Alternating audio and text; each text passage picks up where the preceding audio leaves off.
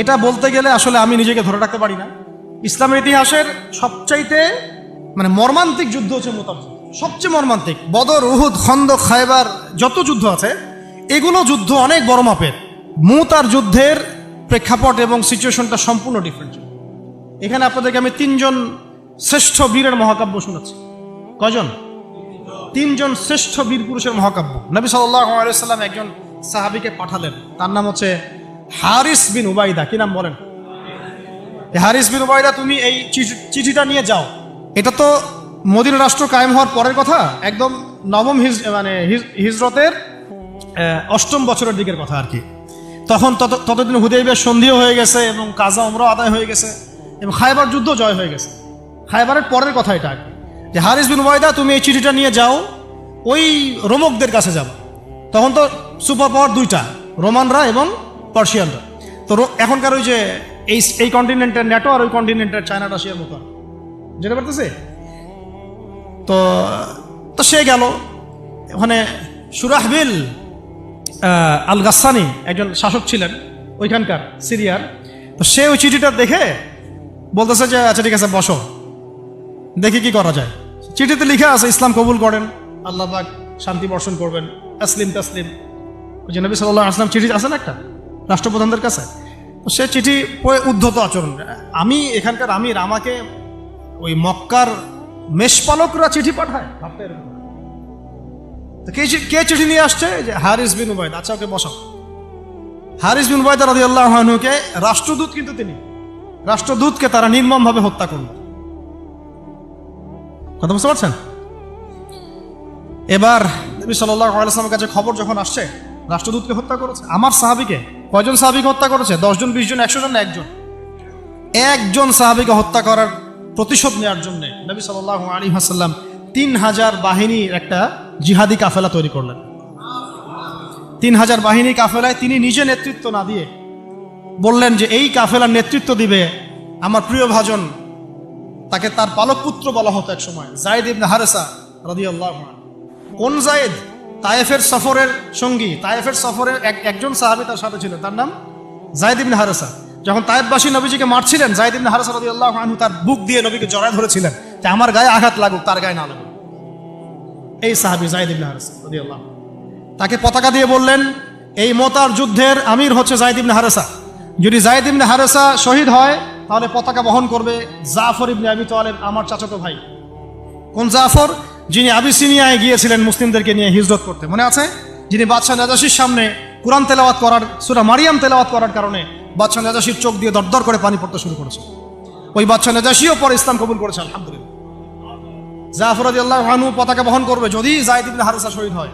এরপরে যদি জাফরও শহীদ হয়, পতাকা বহন করবে আমার আরেক প্রিয় ভাজন সাহাবী আব্দুল্লাহ বিন রাওয়াহা রাদিয়াল্লাহু আনহু।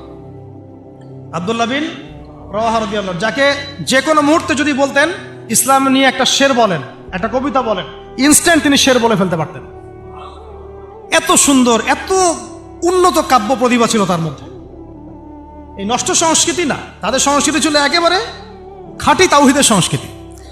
এমনকি কাবা তাওয়াফ করছেন যিনি, তখন কাবা তাওয়াফ করছেন বিদায় কাজা উমরা আদায় করার সময় নবীর সামনে সামনে তিনি ঘুরছেন এবং আবৃত্তি করছিলেন একটা কবিতা কাফেরদেরকে আঘাত করার জন্য। এই কাফেররা দেখো, তোমরা যাকে বের করে দিয়েছিলে তিনি আজকে সসম্মানে এখানে ঘুরতেছেন। ওমর রাদিয়াল্লাহু আনহু বলছিলেন যে কাবা তাওয়াফ করার সময় তুমি এগুলো বলছো? নবীজি বলেন ওকে ছেড়ে দাও, সে এমন বাক্য তিলাওয়াত করতেছে, এমন বাক্য সে চয়ন করেছে যেগুলো কাফেরের অন্তরে বর্ষার চাইতেও বেশি বিদ্ধ হচ্ছে, তাকে বলতে দাও। এই হলো আব্দুল্লাহ বিন রাওয়াহা রাদিয়াল্লাহু আনহু, নবীজির অত্যন্ত প্রিয় ভাজন সাহাবী। আব্দুল্লাহ বিন রাওয়াহা যদি শহীদ হয় তাহলে তোমরা তোমাদের মধ্য থেকে একজনকে আমির নিযুক্ত করে নিও। সাহাবীরা বুঝে ফেললেন এই সফরে আমরা 3 জনই শহীদ হতে যাচ্ছি, কারণ একটা সফরে কখনো 3 জন আমিরের প্রয়োজন হয় না, হয় না। এবার তারা গেলেন, তারা কখনো আশাও করেন নাই ওখানে যা দেখবেন। ওখানে গিয়ে দেখলেন যে 1 লক্ষ রোমান সৈন্য সামনে এসে দাঁড়িয়েছে। কত লক্ষ? এবং একেবারে ফুল প্রশিক্ষিত, একদম ফুল আর্মড ফোর্সড। আর এর সাথে তাদের সাহায্যকারী দলেও আছে আরো 1 লক্ষ সৈন্য। মোট কয় লক্ষ? এদিকে কতজন? যুদ্ধ হওয়া সম্ভব? আসলে কি সম্ভব? সম্ভব না। এই যুদ্ধ কিন্তু সম্ভব না। আমরা তো আগে সংখ্যাগরিষ্ঠ হওয়ার কথা চিন্তা করি। কোন যুদ্ধে ইসলাম সংখ্যাগরিষ্ঠতা দিয়ে জিতে নাই। ইসলাম জিতেছে ইমানের বদৌলতে, শুধু ইমানের বদৌলতে। আমরা সংখ্যা দিয়ে কখনো বিজয় লাভ করতে পারি নাই।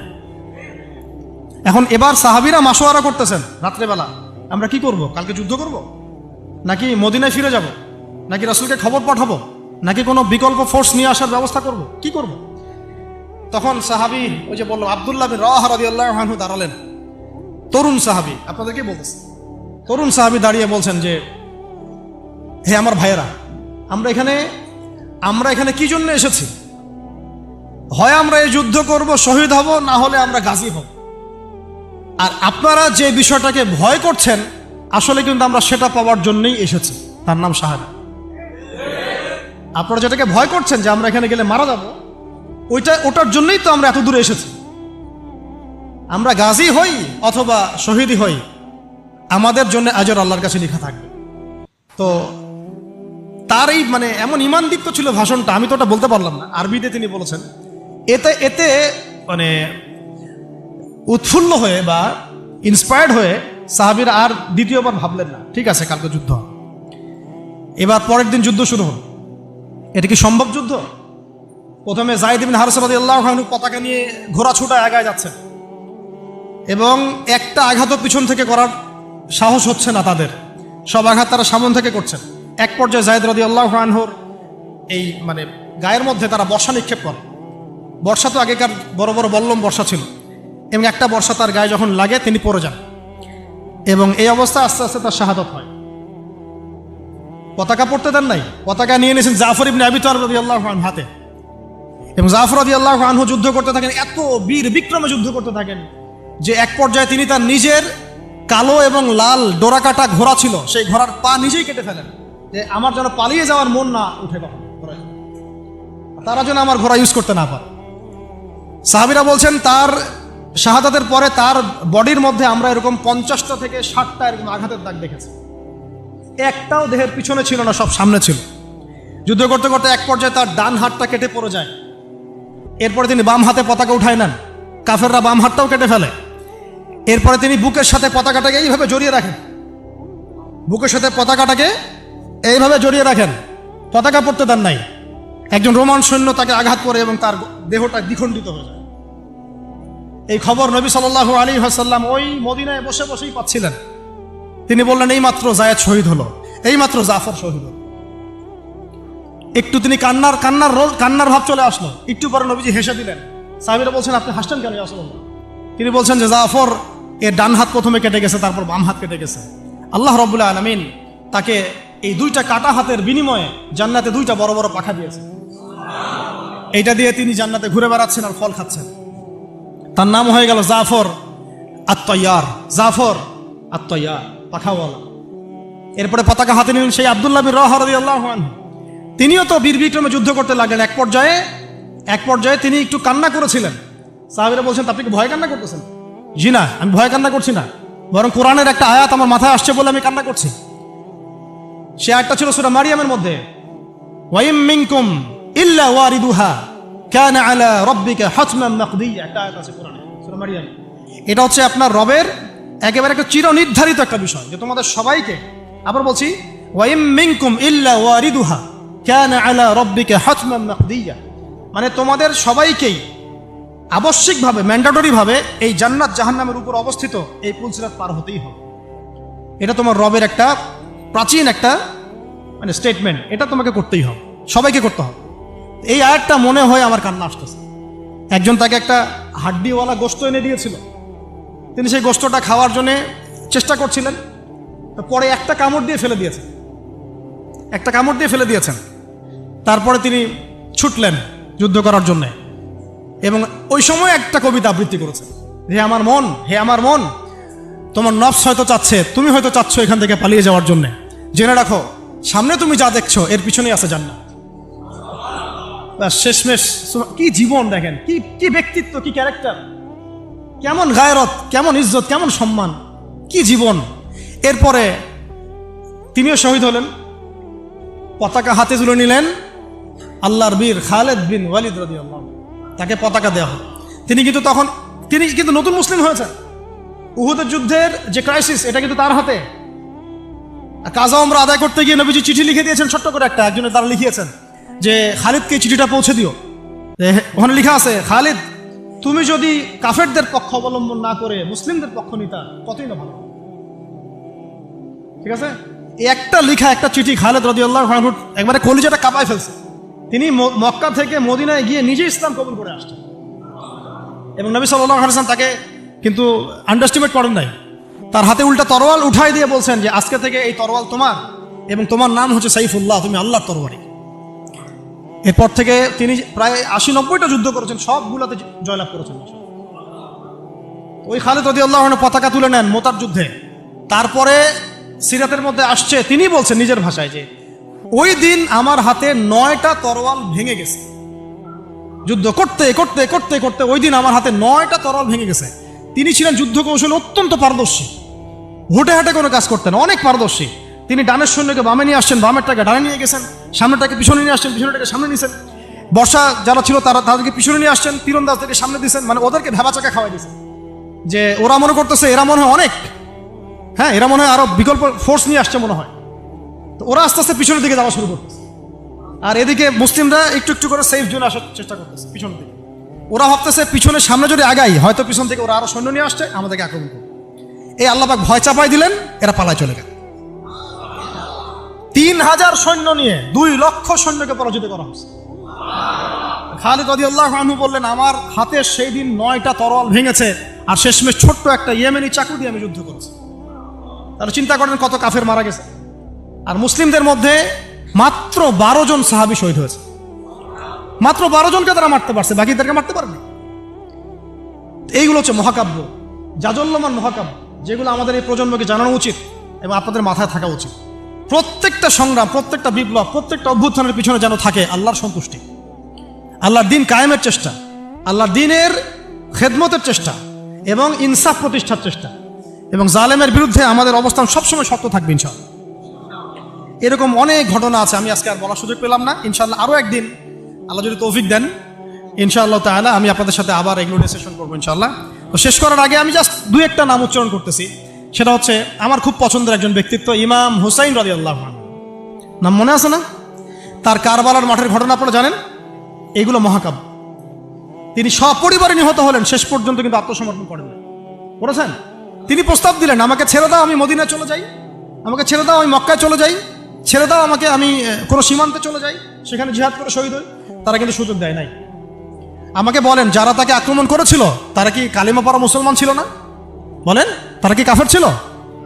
তাহলে এখন কি ইমাম হোসেন যে এখানে প্রতিবাদ করলেন, হাতে অস্ত্র উঠিয়ে নিয়ে যুদ্ধ করে শেষ পর্যন্ত শহীদ হলেন, তার যুদ্ধটা কি সন্ত্রাসী কর্মকাণ্ড ছিল? ঠিক অনেকে আছে আমাদের সমাজে, তারা মনে করে যে মুসলিমরা যতই পাপ করুক না কেন ওদেরকে কিছুই বলা যাবে না। এমন একটা কনসেপ্ট আমাদের সমাজে আছে, মুসলিম তারা ভাই কালিমা পড়ছে, লা ইলাহা ইল্লাল্লাহ বলছে, তাকে আপনি কেন এইভাবে চার্জ করেন? আরে কালিমা তো আব্দুল্লাহ বিন উবাইও পড়েছিল। আব্দুল্লাহ বিন উবাই কি কালিমা পড়ে নাই? তাহলে কি আপনি তাকে মুমিন বলে গণ্য করবেন? মনে রাখবেন একটা কথা, যাকে তাকে কোনো ক্ষুদ্র বিষয়ে কাফেরও যেমন বলা যাবে না, আবার যাকে তাকে মুসলমানও বলা যাবে না। এটা বুঝতে হবে আমাদেরকে, ঈমান ভঙ্গের কারণগুলো আমাদেরকে শিখতে হবে। যে যাকে তাকে যেমন আমরা কাফের তাকফির করব না, ঠিক একইভাবে যাকে তাকে মুসলমান, পাক্কা মুসলমানও বলা যাবে না। আল্লাহ পাক আমাদেরকে বোঝার তৌফিক দান করে। ঠিক এইভাবেই উমর রাদিয়াল্লাহু আনহু একদিন ফজরের নামাজে দাঁড়িয়ে কিরাত করছেন, পিছনে এক দাস, এই ফাইরুজ আবু লুলু একেবারে ধারাল ছুরি দিয়ে উমর রাদিয়াল্লাহু আনহুকে 2-3টা আঘাত করলো। উমর রাদিয়াল্লাহু আনহু শহীদ হলেন। এগুলো মহাকাব্য রচিত হয়েছে, কারণ ইসলামের বীর সিংহদেরকে কেউ আসলে সামন থেকে মারতে পারে নাই। কথা বুঝতে পারছেন? ওইভাবেই চোরাগপ্তই মারতে হয়েছে। আল্লাহর কসম, উমর রাদিয়াল্লাহু আনহু যে জায়গায় শাহাদত বরণ করছেন ওই জায়গায় আমি দাঁড়াইছিলাম, ওই জায়গাতে আমি দেখে আসছি কোন জায়গায় তাকে শাহাদত বরণ করা হয়েছে। ওখানে ওইসব জায়গাগুলো জিয়ারা করলেও মনের মধ্যে এই চেতনাগুলো জাগ্রত। সুবহানাল্লাহ। আলী ইবনে আবি তালেব কুফার মসজিদে যাচ্ছেন, রাস্তায় এক ব্যক্তি তাকে চোরাগপ্ত হামলা চালিয়ে তাকে হত্যা করেছে। আল্লাহর বীর সৈন্যদেরকে কেউ সামন থেকে আঘাত করার সুযোগ পায় না। তো এগুলো হচ্ছে মহাকাব্য, জাজল্যমান মহাকাব্য। আরেকজন ব্যক্তির কথা জাস্ট বলে শেষ করে দিচ্ছি, অনেক আছে ভাই, বলতে থাকলে অনেক সময় লাগবে। রাজি একটা জায়গার নাম, ওখান থেকে কিছু লোক আসছে, এসে বলছে ইয়া রাসূলুল্লাহ আপনি আপনার কিছু সাহাবীকে পাঠান, আমরা ইসলাম কবুল করবো। ট্র্যাপ। আপনারা কেউ ভালো করে খেয়াল রাখবেন এগুলা, যে কেউ যখন তখন যাই বলবে হ্যাঁ হ্যাঁ করতে যাবেন না। মানুষের কথার পিছনে, ওদের কাজের পিছনে উদ্দেশ্য বোঝার চেষ্টা করবেন, ঠিক আছে? সবসময় কিন্তু আবেগে ভাসতে হবে না। আমরা কিন্তু এই জায়গায় ভুল করতেছি, অনেক ভুল হচ্ছে মাঝখানে। আমরা বিনয়ের সাথেই তাদেরকে বলবো যে ওলামা ইকরামদের সাথে মাশওয়ারা করে সিদ্ধান্ত নিতে, তাহলে ইনশাল্লাহ ভুলটা কম হবে ইনশাল্লাহ, ঠিক আছে? তো নবীজি 10 জনকে পাঠালেন, তারা দাওয়াত তো কবুল করেই নাই, হঠাৎ রাজি নামক জায়গায় তাদেরকে ঘিরে ফেললো। ঘিরে ফিরে 3 নিক্ষেপ করে 10 জন সাহাবী 7 জনকে শহীদ করে ফেলল। ট্র্যাপে। মানে এমনও আছে যে ওয়াজ মাহফিলে ডেকে মানুষ অনেক আলেমদেরকে মানে খারাপ কিছু করে ফেলেছে, হ্যাঁ, এরকম হিস্ট্রি আছে। তো সতর্ক থাকতে হবে, সতর্ক থাকার চেষ্টা করে। এখন 3 জন সাহাবী যুদ্ধ চালিয়ে যাচ্ছেন, তারপরেও তার মধ্যে একজন হচ্ছেন খুবাইব রাদিয়াল্লাহু আনহু। কি নাম বলেন? খুবাইব রাদিয়াল্লাহু আনহু। খুবাইব রাদিয়াল্লাহু আনহুকে এক পর্যায়ে মানে আর কতক্ষণ পারা যায়, 100 জন ঘিরে ফেলছে, আমরা 10 জন, 7 জন শহীদ হয়ে গেছে, 3 জন বাকি আছে, কতক্ষণ পারা যায়? তো তারা বললো যে তোমরা পাহাড় থেকে নেমে আসো, তোমাদেরকে ছেড়ে দিব। 3 জন মাশওয়ারা করছেন, না নামা যাবেন, নামলে কিন্তু ওরা আমাকে ধরে ফেলবে। তারপরে বাধ্য হয়ে এক পর্যায়ে নামতে হয়েছে। নামার সাথে সাথেই একজনকে তারা মেরে ফেলছে, বাকি 2 জনকে তারা মক্কায় বিক্রি করে দিয়েছেন। ওই মক্কার 2 জনের মধ্যে একজন হচ্ছেন খুবাইব রাদিয়াল্লাহু আনহু। কি নাম? খুবাইব রাদিয়াল্লাহু আনহু। আরেকজনের নাম আসিম রাদিয়াল্লাহু আনহু। আসিম রাদিয়াল্লাহু আনহুকেও তারা হত্যা করেছে এবং তার লাশটাকে বিকৃত করার চেষ্টা করেছিল। কিন্তু আসিম রাদিয়াল্লাহু আনহু ওই সময় দোয়া করেছিলেন, আল্লাহ আমার লাশকে কোনো কাফেরের হাতে বিকৃত হতে তুমি দিও না। যুদ্ধ করতে করতে কথাটা বলেছেন, কারণ তিনি বুঝতে পারছেন যে 100 জন ঘিরে ফেলছে। ওদের একটা ট্রেডিশন ছিল লাশ বিকৃত করা, আল্লাহ আমার লাশটাকে তুমি কোনো কাফেরের হাতে বিকৃত করতে দিও না। তখন আল্লাহ রাব্বুল আলামিন তার শাহাদাতে পড়ে এক ঝাঁক ভেমরুল পাঠায় দেন, তারা তার গায়ের উপর বসে পড়ে, কোনো কাফের তাকে হাত দিতে পারে না। আল্লাহ পাক এভাবে সাহায্য করে। আর এইদিকে খুবাইব রাদিয়াল্লাহু আনহুকে বিক্রি করে দেওয়া হলো মক্কায়, তাকে জেলখানায় রাখা হচ্ছে। তো খুবাইব রাদিয়াল্লাহু আনহু জেলখানায় বসে আছেন, এটা একটু শুনেন আপনারা। জেলখানায় বসে আছেন, তার খুরের কাজের প্রয়োজন হয়েছে। ছেলেদের প্রয়োজন হয় না? খুরের কাজ তো বুঝতে পারছেন, অ্যাডাল্ট আপনারা। তো খুর চেয়েছেন, একটা খুর, আমাকে একটা খুর দাও। এখন কথা হচ্ছে খুবাইব রাদিয়াল্লাহু আনহু খুর চাইছেন, খুর দেয়া হয়েছে, তারা খুর দিচ্ছেন। তো খুর কাজ শেষ করার পরে ওই কাফেরদের একটা বাচ্চা, ছোট বাচ্চাটা দৌড়াদৌড়ি করতে গিয়ে ওই জেলখানার ভিতর ঢুকে গেছে, খুবাইব রাদিয়াল্লাহু আনহুর কাছে চলে আসছে। তো খুবাইব রাদিয়াল্লাহু আনহু কিন্তু পারতেন তাকে জিম্মি করে ওখান থেকে বের হইতে, পারতেন না? তিনি কোলে বসে আদর করতেছেন বাচ্চাটাকে, যার বাচ্চা সে তো আতঙ্কে, এইবার তো অবস্থা খারাপ, আমার বাচ্চাকে মেরে ফেলে তো সমস্যা হবে। তো খুবাইব রাদিয়াল্লাহু আনহু তাকে ছেড়ে দিলেন এবং আল্লাহ পাক ওই জেলখানার মধ্যে আল্লাহর পক্ষ থেকে তাকে আঙ্গুর খাওয়ালেন। ওই সময় ওই আঙ্গুর কথা পাওয়া যাচ্ছে না, কিন্তু জেলখানায় তিনি বসে আঙ্গুর খাচ্ছেন। তো কাফেররা বলেছে নিজেরাই যে খুবাইবের চেয়ে শ্রেষ্ঠ কোনো বন্দী আমরা কখনো দেখি না, খুবাইবের চেয়ে শ্রেষ্ঠ কোনো বন্দী আমরা কখনো দেখি না। খুবাইব রাদিয়াল্লাহু আনহুকে এরপরে মক্কার বাজারে নিয়ে যাওয়া হয়, একটা গাছের কাছে নিয়ে গিয়ে, শেষ করে দিচ্ছি লাস্ট পয়েন্ট, তাকে শুলদণ্ড দেওয়া হয়। কি দণ্ড? শুলদণ্ড। এটা আপনারা বুঝবেন না, এটা এমন না যে গলায় ফাঁসি দেওয়া। শুলদণ্ড কি একটু সার্চ করে দেখেন। লোহা পিছন দিয়ে মানে শরীরে একটা পাশ দিয়ে ঢুকিয়ে আর একটা পাশ দিয়ে বের করে দেওয়ার নাম শুলদণ্ড। নাউযুবিল্লাহি মিন যালিক, সুবহানাল্লাহ, লা হাওলা ওয়ালা কুওয়াতা ইল্লা বিল্লাহ। কি মানুষ! তখন তাকে বলা হচ্ছে, তোমাকে যদি শুলদণ্ড না দিয়ে মুহাম্মাদকে তোমার জায়গায় নিয়ে আসি, তুমি কি খুশি হবা? তিনি বলছেন, আমার জায়গায় মুহাম্মাদের একটা চুলও যদি বাঁকা হয় আমি সেটাও সহ্য করব। তুমি কি চাও বলো, শেষ খয়েশ কি? তখন খুবাইব রাদিয়াল্লাহু আনহু বলছেন, আমার শেষ ইচ্ছা হচ্ছে 2 রাকাত নামাজ পড়া। 2 রাকাত নামাজ পড়ার সুযোগ দেওয়া হলো। তিনি একটু শর্টকাটে নামাজ পড়লেন, বললেন যে আমি যদি নামাজ লম্বা করতাম তোমরা হয়তো বলাবলি করতে যে আমি ভয় পাচ্ছি। এরপরে তিনি 2টা কথা বলেছেন। এটা শেষ পয়েন্ট। 2টা কথা বলেছেন। একটা হচ্ছে সমস্ত মানুষদেরকে লক্ষ্য করে তিনি বলেছেন দোয়া, আল্লাহর কাছে হাত তুলে দোয়া করেছেন, আল্লাহুম্মা আহসিহিম আদাদা, আল্লাহ তুমি একটা একটা করে এদেরকে গুনে রাখো। ওয়াকতুলহুম বাদাদা, এবং তাদের একটা একটা করে তুমি হত্যা করবা। কে বদদুয়া করতেছেন? এবং কি শেষে একটা লাইন আছে, ওয়ালা তাতরুক মিনহুম আহাদা, আল্লাহ তুমি তাদের একজনকেও বাকি রেখো না, তুমি সবগুলোকে আল্লাহ তুমি একটা একটা করে হত্যা করো। পরবর্তীতে আসলে কিন্তু হয়েছেও তাই, বিভিন্ন সময় এরকম কনফ্লিক্ট হয়েছে আর কি। তো তবে কিছু মানুষকে আল্লাহ ইসলাম কবুলের সুযোগ দিয়েছেন শেষ পর্যন্ত হয়তো। এরপরে তিনি দোয়া করছে, এরপরে তিনি একটা কবিতা আবৃত্তি করেছিলেন, এটা আমাদের আজকের আলোচনার শেষ অংশ। ওই অবস্থায় তিনি কবিতা আবৃত্তি করছিলেন। এই কবিতাটা আমরা সবাই যেন মুখস্থ করার চেষ্টা করি। অনেক সিরাতে অনেকভাবে আসছে, আমি আমার মতো করে বলার চেষ্টা করছি। তিনি অনেক 12-14 লাইনের একটা কবিতা আবৃত্তি করেছিলেন। তার শেষের 4টা লাইনে তিনি বলেছিলেন যে ওয়ালাস্তু উবালি হিনা উকতালু মুসলিমান, আমি কোনো পরোয়াই করি না যখন আমাকে মুসলিম হিসেবে শহীদ করা হচ্ছে। ওয়ালাস্তু উবালি হিনা উকতালু মুসলিমান আলা আই জামবিন কানা লিল্লাহি মাসরাই, আমাকে যেদিকেই পাশ ফিরিয়ে হত্যা করা হোক না কেন সেই পাশটা আল্লাহর জন্যই।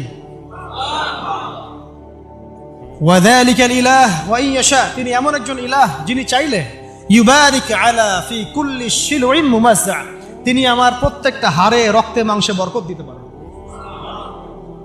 এরপর তাকে শহীদ করা হয়। তো প্রিয় ভাইয়েরা, অনেক আলোচনা হলো, করতে থাকলে সারা রাত চলে যাবে, একদিনে তো সব বলা যাবে না। তো ইনশাআল্লাহ আমরা প্রতি মাসে যদি একটা করে সেশন করতে পারি, ইনশাআল্লাহ তাহলে আমাদের জন্য অনেক প্রফিট। আজকে আমরা যে বিষয়টার দিকে ফোকাস করার চেষ্টা করলাম, যে মহাকাব্য রচনা করতে হবে আল্লাহর জন্য। মহাকাব্য শুধু আমরা এবারই প্রথম রচনা করি নাই, আমাদের এই বাপদাদা পূর্বপুরুষ একদম সলফে সালেহিনের যুগ থেকে শুরু করে চিরায়ত এই যে 1400 বছর ইতিহাস, বহু যুদ্ধ হয়েছে, বহু বিপ্লব, বহু সংগ্রাম, বহু গণ অভ্যুত্থান। কিন্তু যে অভ্যুত্থানগুলোর উদ্দেশ্য ছিল শুধু দুনিয়া, সেই অভ্যুত্থানগুলো কখনো দীর্ঘস্থায়ী হয় নাই। যে অভ্যুত্থানগুলোর উদ্দেশ্য ছিল, বিপ্লবগুলোর উদ্দেশ্য ছিল শুধুমাত্র দুনিয়ার স্বার্থ হাসিল করা, সেগুলো পশ্চিমকালেও পরকালে কোনো আজর পাবে না। আর যে বিপ্লব, যে গণ অভ্যুত্থানগুলো শুধুমাত্র আল্লাহকে রাজি খুশি করার জন্যে, আল্লাহর দ্বীনের জন্যে, তার নবীর জন্যে, ইসলাম প্রতিষ্ঠার জন্য কায়েম করা হয়েছে, সংগঠিত হয়েছে, শুধুমাত্র সেগুলোই দুনিয়াতেও সফল হয়েছে, পরকালও সফল হবে ইনশাআল্লাহ। এবং আমাদের এই ভাইদের ত্যাগগুলোকে আমরা যেন বিফলে যেতে না দেই। এই নতুন বাংলাদেশে তাদের যে মহাকাব্য, এগুলোকে যেন আমরা স্মরণ করে রাখি। এবং এই স্মরণীয় করে রাখতে হলে আমাদেরকে এই মানুষগুলোর মতো মহাকাব্য রচনা করতে হবে। আল্লাহ পাক আমাদের সবাইকে কথাগুলো বোঝার তৌফিক দান করে। তো মাঝখানে একটা কথা বলতে আমি ভুলে গিয়েছিলাম, এখন মনে পড়লো, বলে দেই, নাহলে পরে বলে দেই। ওই যে মিদআমের কথাটা আপনাদেরকে বললাম, যে বাইতুল মাল থেকে কি চুরি করছে। হ্যাঁ, আপনারা যারা গণভবন থেকে এত কিছু নিয়ে আসছেন, এখন বুঝেন কি করবেন। এটা তো বাইতুল মাল হয় নাই ভাই, ওটা কি বাইতুল মাল? এখন এই রাষ্ট্রের কি কোনো আমির আছে যে এটাকে বন্টন করে দিচ্ছে আপনাদের মধ্যে? তা তো করে নাই। তাহলে ফ্রিজ ট্রিজ, মাছ মাংস, ডিম দুধ, কলা যে নিয়ে আসলেন, এটা কি হবে এখন? যাক, এটা আল্লাহ পাক যেন মাফ করে দেন, দোয়া করি। আল্লাহ রাব্বুল আলামিন আমাদের সবাইকে নবী সাল্লাল্লাহু আলাইহি ওয়াসাল্লামের সিরাত পড়ার তৌফিক দান করেন, সিরাতের আলোকে দিন বোঝার তৌফিক দান করেন। সেই দিন নিজে পালন করব, নিজের পরিবারে কায়েম করব, সেই ইলম অনুযায়ী আমল করব, হালাল খাবো এবং দ্বীনের খেদমত।